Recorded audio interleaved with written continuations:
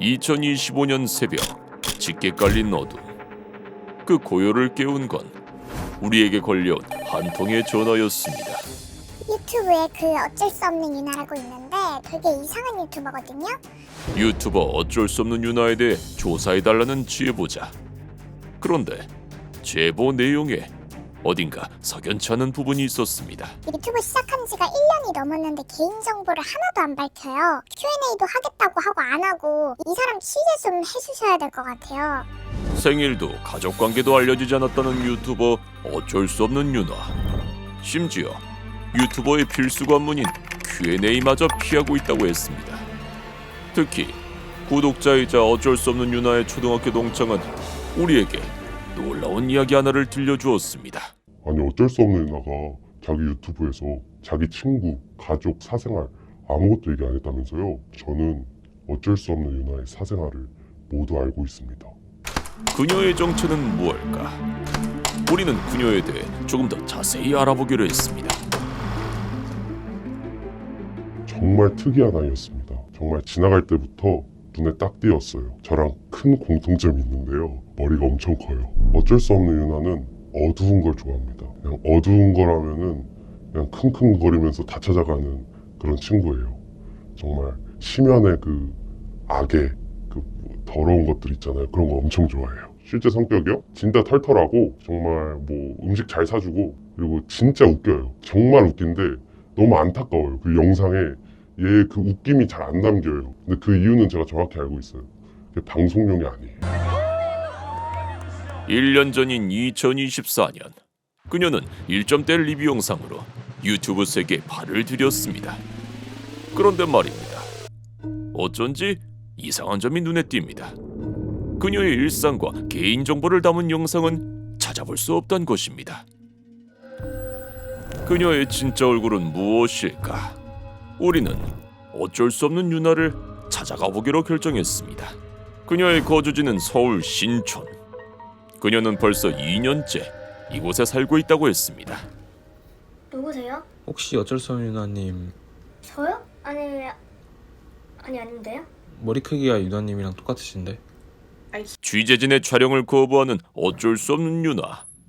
우리는 장시간 설득 끝에 그녀의 이야기를 들어볼 수 있었습니다. 제가 처음에 Q&A를 하겠다고 올린 게 작년인데 지금까지 미루게 된 이유는 그녀는 힘겹게 입을 열었습니다. 평소 모습이랑 그 영상 속의 모습이 스스로 봤을 때 많이 다르다고 생각을 했기 때문에 그걸 뭔가 보여드리기가 아직 준비가 안 돼가지고 미뤄왔던 것 같아요. 지금 성실하게 뭔가 답변을 하나씩 해보려고 합니다. 우리는 그녀의 구독자들을 대신해 그녀에게 질문을 해보기로 했습니다. 일단 저는 서강대학교 그 종교학과를 전공했고 복수 전공으로는 정치외교학과를 전공했는데 일단 종교학과를 가게 된 계기는 당연히 성적을 맞춰서 가고 싶었고 성적을 맞춰서 제가 갈 수 있는 가장 좋은 대학교라고 하면 그 당시 서강대학교 종교학과였거든요. 근데 저는 종교학을 공부하고 싶었고 사실 저는 종교학과를 그중에서 제일 가고 싶었어요. 제가 썼던 6개의 티켓 중에서 종교학을 배운다는 건 되게 이색적이잖아요. 제 인생에서 제가 종교학을 배울 기회가 있을까? 설령 그곳으로 취업을 못하게 된다 하더라도 너무 배우고 싶었고 호기심이 생겼고 왜 그렇게 오랜 시간 동안 인류가 종교를 믿어왔는지에 대해서 좀 알고 싶었고 지금도 다시 돌아가라고 하면 종교학과에 갈 것 같아요. 그러면 이제 유튜브를 시작하기 전 원래 하고 싶었던 일? 원래는 제가 기자가 되고 싶어서 1년 동안 언론고시를 이제 준비했었거든요. 언론고시를 준비하다가 제가 스스로 약간 자만이 생겼던 게 뭔가 될 것 같은 거예요. 시험을 보면 한 번에 붙을 것 같은 거예요. 진짜로. 근자감이 막 생겼던 거죠. 그래서 그냥 바로 붙어서 내가 언론사를 다니면 내 인생의 직업은 이거 하나밖에 없게 되는 건가? 이런 생각을 했는데 너무 근자감이긴 하죠. 아무튼 그래서 그동안 가고 싶었던 직장에 한번 인턴만으로 들어가 보자 해서 국회에 들어가게 됐고 한 6개월 정도 일하다가 이제 좋은 기회를 만나서 이렇게 승진도 하게 돼서 거기서 계속 있으려고 했는데 저랑 잘 안 맞는 부분이 있다고 생각이 들어서 좀 당도 그때 그랬고 그냥 정치에 대한 좀 전반적인 회의감이 있었던 것 같아요.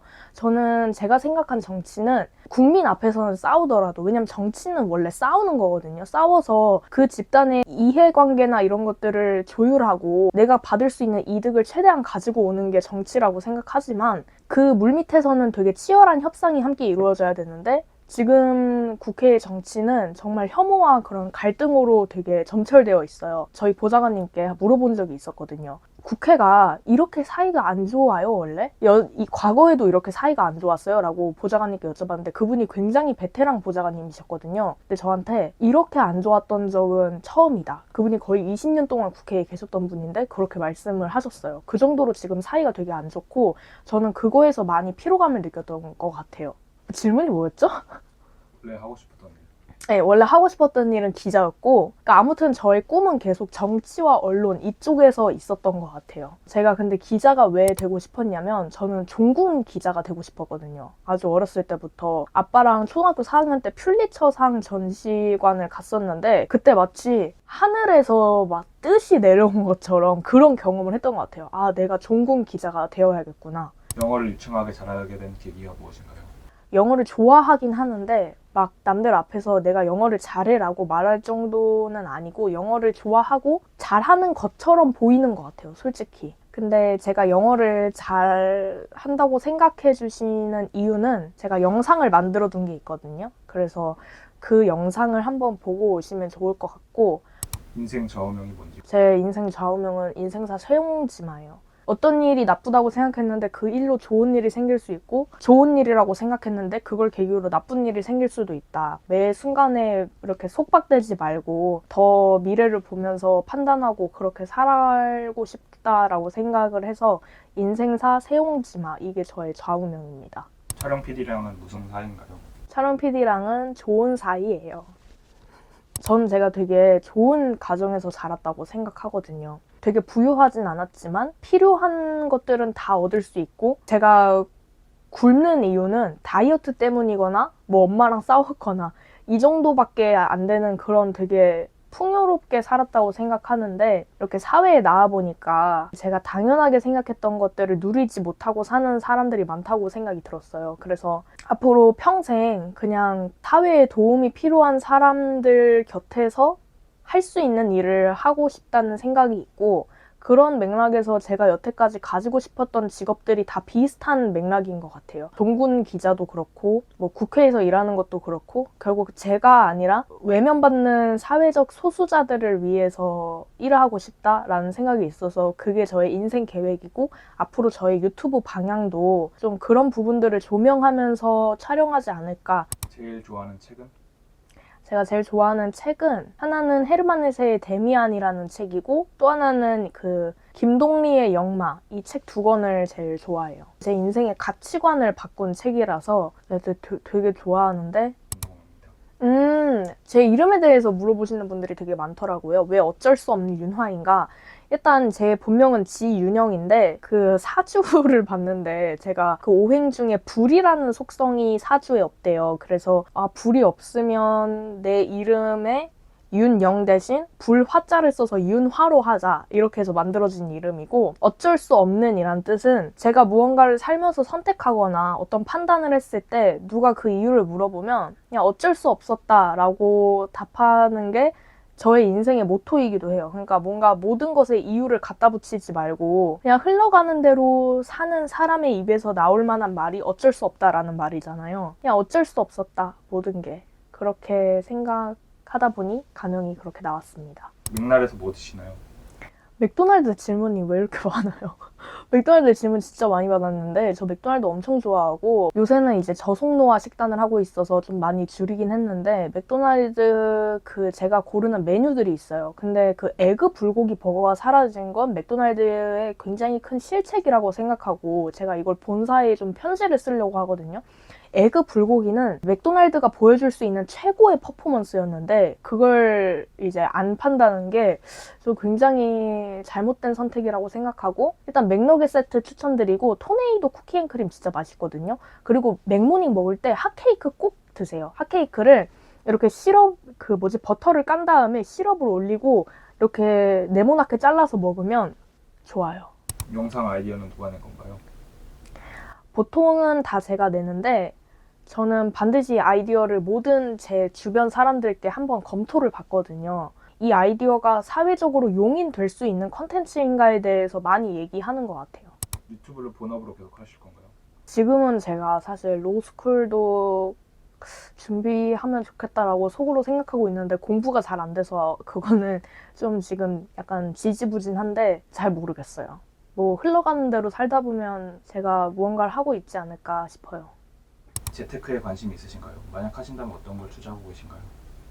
저 재테크 NC소프트 재테크 투자했는데 지금 마이너스 90인가? 재테크에 관심은 있는데 저랑 반대로만 투자하시면 돈 많이 버실 것 같아요. 저는 20살 초반에 번 돈은 주식으로 다 날렸어요. 코인이랑. 가장 좋아하는 영화? 저 영화에 대해 정말 할 말이 많거든요. 제가 진짜 좋아하는 영화는 그 혐오스러운 마츠코의 일생 그거랑 그다음에 박찬욱 감독님의 모든 영화 너무 좋아하고 제가 정말 존경하고 제가 정말 롤모델로 삼고 있는 분이 박찬욱 감독님이세요. 박찬욱 감독님의 영화가 말하는 메시지와 그 영화 장면 하나하나가 그냥 예술 작품 같아서 너무 좋아요. 편집 전부 직접 하시나요? 네, 편집 제가 합니다. 제가 독학으로 했고 뭐 독학으로 했다라고 말할 정도로 막 그렇게 자랑스럽게 말할 정도로 잘하는 거 아니라고 당연히 생각하는데 네, 제가 다 합니다. 그래서 업로드 속도가 좀 느릴 수 있어요. 쉴 때 뭘 하면서 쉬시나요? 취미나 좋아하는 것들이 궁금합니다. 저 그것이 알고 싶다 보면서 핸드폰 게임해요. 유나님의 다이어트 계기, 방법, 포기하지 않고 성공한 수지 같은 거 궁금해요. 저 폐병 걸려서 살 빠진 거예요. 저 원래 퉁퉁했는데 그 폐병 걸리고 그때 빠진 살이 다시 안 찌더라고요. 저 그때 진짜 죽을 뻔했거든요. 전 제가 그때 죽을 수도 있다고 생각을 했어요. 저희 부모님도 되게 힘들어하셨고 되게 심한 폐렴이라고 알고 있거든요. 폐혈증 가기 직전에. 그래서 전 다이어트의 비법은 폐병이에요. 근데 애로사항 같은 건 없어요. 왜냐면 뭔가를 계획하고 이대로 해야지 했는데 잘 안 되면 그게 애로사항이잖아요. 근데 보통은 그냥 무작정 가서 무작정 다 해요. 그렇기 때문에 애로사항일수록 오히려 유튜브 컨텐츠가 되는 거죠. 그래서 애로사항 같은 건 없어요. 모든 게 다 즉흥적이기 때문에. 저는 그리고 이거 한 번도 안 물어보셔가지고 저는 가족관계가 저희 어머니 아버님 계시고 제가 외동으로 보였나요? 아무도 안 물어보시더라고요. 저는 여동생 하나, 남동생 하나 있고 3남매예요. 제 동생들이 참 저에 대해 많이 알 거예요. 그녀는 생각보다 우리의 질문에 선뜻 대답해 주었습니다. 그러나 이 모든 게 사실일까? 그녀의 가족을 만나봐야겠습니다. 일남 2녀 중 장녀로 태어난 어쩔 수 없는 유나. 과연 그녀의 가족은 우리에게 어떤 이야기를 들려줄까?